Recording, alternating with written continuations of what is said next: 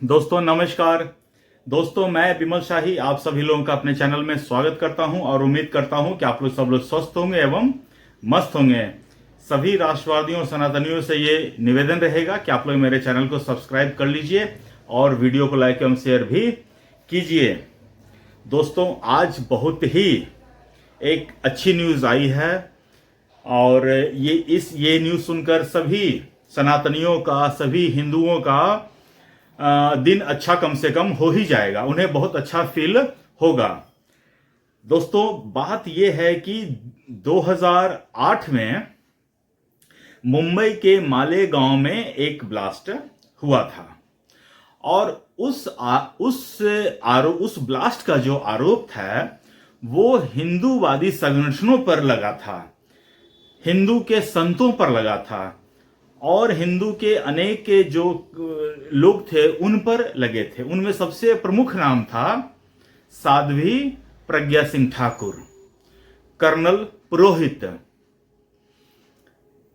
उस समय दोस्तों देश में कांग्रेस की सरकार थी और कांग्रेस के सरकार में इस मालेगांव ब्लास्ट से पहले हुआ था मुंबई सीरियल ब्लास्ट, ट्रेन में ब्लास्ट। उसमें सारे मुस्लिम्स के नाम थे। तो कांग्रेस जो है इस मुस्लिम के इस एक्ट को बैलेंस करने के लिए एक हिंदू टेरर, भगवा आतंकवाद की थ्योरी उन्होंने पैदा की इस ब्लास्ट के थ्रू, और इसमें जितने भी लोगों को आरोपी बनाया गया सारे हिंदू थे, जैसा कि मैंने बताया। ये इस ब्लास्ट के बाद पहले इस केस की जांच चली मुंबई एटीएस के थ्रू, जिनके चीफ थे हेमंत करकरे, जिनकी बाद में 2008 में ही मुंबई टेरर अटैक, जो कसाब वाला अटैक था, उसमें हेमंत करकरे जी मारे गए थे। उसके बाद दोस्तों 2011 में इस केस की जांच एनआईए को दे दी गई। तो आज उसी एनआईए कोर्ट का फैसला आया है और एनआईए कोर्ट ने अपने फैसले में ये साफ साफ लिखा है कि जितने भी लोग आरोपी बनाए गए हैं इनमें किसी के खिलाफ कोई सबूत जांच एजेंसी नहीं जुटा पाई है, इसलिए सबको आरोप मुक्त, दोष मुक्त किया जाता है और उन्होंने सबको बरी कर दिया। ऑलरेडी ऑल्दो सब जो है बेल पर पहले से ही बाहर थे। और हैं साध्वी प्रज्ञा तो 2019 में लोकसभा का चुनाव भी लड़ी थी। इस बार उनको वो टिकट नहीं मिला 2024 में, लेकिन इस बीच वो एक बार सांसद भी बन चुकी हैं। तो ये एक उन लोगों के मुंह पर करारा तमाचा है जो भगवा आतंक का थ्योरी बुनने में व्यस्त थे उस दौरान, जिन्होंने भगवा आतंकवाद शब्द को क्वाइन किया था। ये उन लोगों के मुंह पर एक बहुत बड़ा तमाचा है। उन लोगों का मुंह क्या, कांग्रेसियों के मुंह पर बहुत बड़ा तमाचा है। और दोस्तों ये बात आपने सुना होगा, योगी आदित्यनाथ ने भी कहा है कि हिंदू कभी आतंकवादी नहीं हो सकते हैं। और कल संसद में देश के गृह मंत्री ने यह बयान दिया है कि देश का हिंदू कभी भी आतंकवादी नहीं हो सकता है। और आज का ये निर्णय ने दोनों महाशय, जो योगी आदित्यनाथ जी हैं और अमित शाह जी हैं, दोनों के कथनों के ऊपर मुहर लगाता है और यह बात सिद्ध हो गया है कि हिंदू कभी आतंकवादी नहीं हो सकते हैं। दोस्तों ये खबर आने के बाद देश में एक तरह से खुशी की लहर भी चल रही है, लेकिन कुछ जो पॉलिटिकल पार्टी हैं उनके नेता के ऊपर मानो कि 100 घैला पानी गिर गया है। उनके जुबान जो है लड़खड़ा रही हैं, उनसे बोला नहीं जा रहा कि बोले तो क्या बोले। जैसे शिवसेना के सांसद हैं, उन्होंने कहा कि जब सारे लोग बरी हो गए तो उस ब्लास्ट में कितने लोग मारे गए थे मतलब किसने फिर उन लोगों को मारा। तो मैं अरविंद सावंत को यह कहना चाहता हूं कि सावंत जी, आपने भी सरकार चलाई है।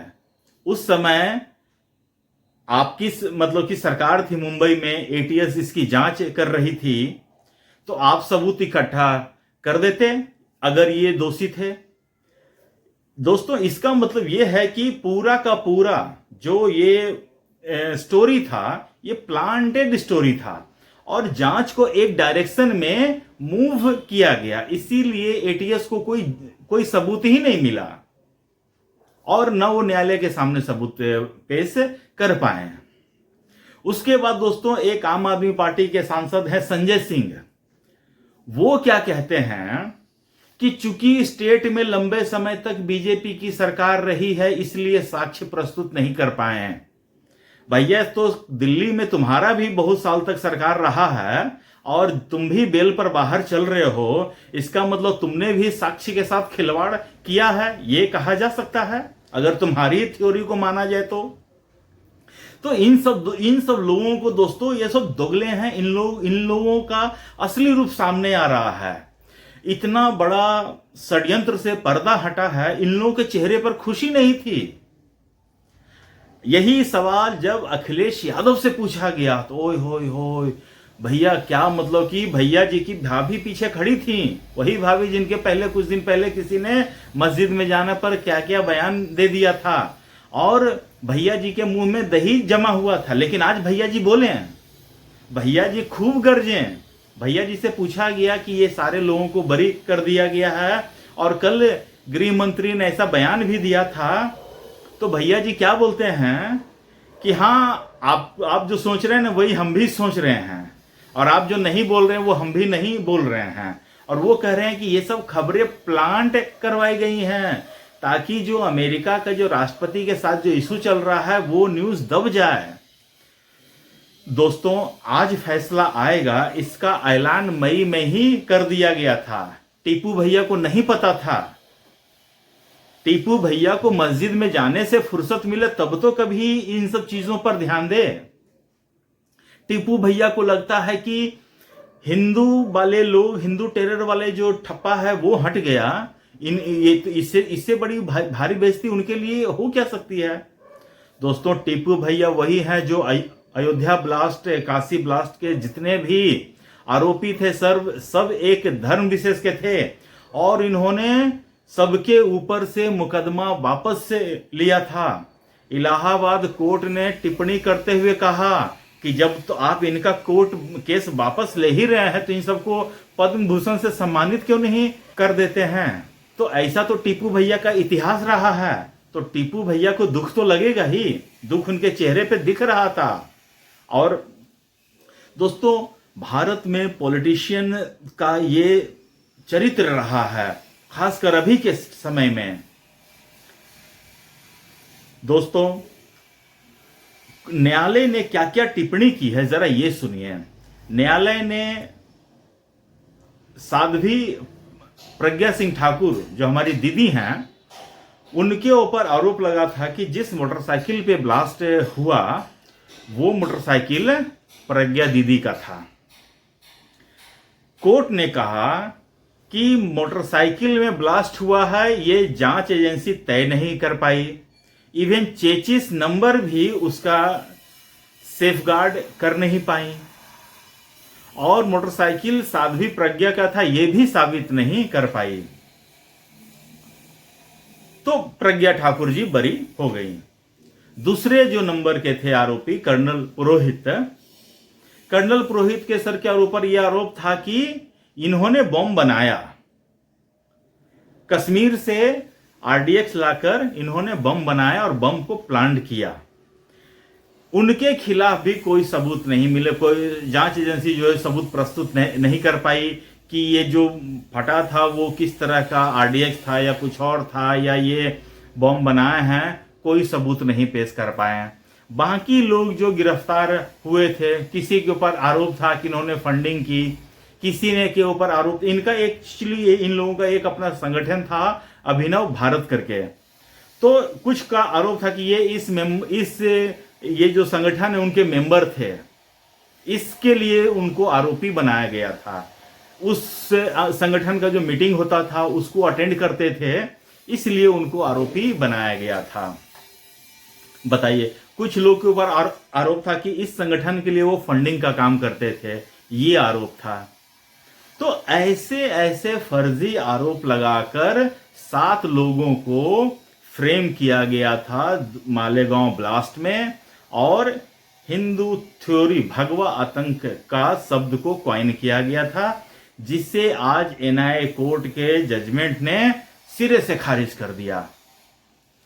कांग्रेस के एक नेता है कमलनाथ है, कमलनाथ ने आज एक बहुत अच्छी टिप्पणी की है। उन्होंने कहा कि ये कोर्ट का फैसला, और कोर्ट का फैसला सबको स्वीकार होना चाहिए। उन्होंने कहा कोर्ट का फैसला आ गया है, अब इसके ऊपर चर्चा करने की कोई जरूरत नहीं है। वहीं देखिए दोस्तों, एक नेता है ओवैसी साहब। ओवैसी साहब, अभी 2 घटना हुआ है। अभी कुछ दिन पहले 2006 में मुंबई के जो ट्रेन में जो ब्लास्ट हुआ था, उनके सारे आरोपियों को भी कोर्ट ने दोषमुक्त कर दिया था। उसमें ओवैसी साहब ने ये नहीं पूछा कि जब इन सारों को दोषमुक्त कर दिया गया है तो जो 189 लोग मरे थे ट्रेन ब्लास्ट में, उनको किसने मारा। अब ओवैसी ने ये सवाल नहीं पूछा, लेकिन आज पूछे हैं कि जब इन सब लोगों को बरी कर दिया गया है तो मालेगांव ब्लास्ट में जो 6 लोग मारे गए, उनको मारने वाला कौन था। तो इस तरह की दोस्तों, मतलब कि डबल स्टैंडर्ड लोगों का सामने आते जा रहा है। मैंने भी मुंबई ट्रेन ब्लास्ट के ऊपर मैंने भी ये सवाल पूछा था कि जब इन लोगों को बरी कर दिया गया तो फिर इतने लोगों को मारा कौन। दोस्तों, उस ब्लास्ट में और इस ब्लास्ट में जमीन आसमान का अंतर है। ये जो 2008 में जो मालेगांव ब्लास्ट हुआ था, ये ब्लास्ट 2000 इस ट्रेन ब्लास्ट को मैनेज करने के लिए मुस्लिमों के ऊपर बहुत आरोप लग रहे थे। उस आरोप को बैलेंस करने के लिए ये 2008 मालेगांव ब्लास्ट एक सामूहिक रूप से किया गया प्रयास था, और इसमें उन्हीं लोग को फंसाया गया जो हिंदू धर्म या हिंदू साधु संतों क्या ग्रुप में संबंध रखते थे, और एक भगवा आतंकवाद की थ्योरी को क्वाइन किया गया। ये सारा प्लांटेड था, और आज के जजमेंट ने इन सब ये सारे चीजों की धज्जियां उड़ा कर रख दिया है। और मुझे तो बहुत खुशी हो रहा है कि ये जो एक क्वाइन वर्ड यूज हुआ था साध्वी प्रज्ञा के लिए, कर्नल पुरोहित के लिए, इन सब के ऊपर अब एक विराम लगेगा, और अब दूसरे चीजों पर चर्चा होगी देश में। तो दोस्तों, आज के लिए मुझे इतना ही अपडेट देना था। आप लोग अपना ख्याल रखिए, स्वस्थ रहिए, मस्त रहिए। तब तक के लिए नमस्कार, बाय।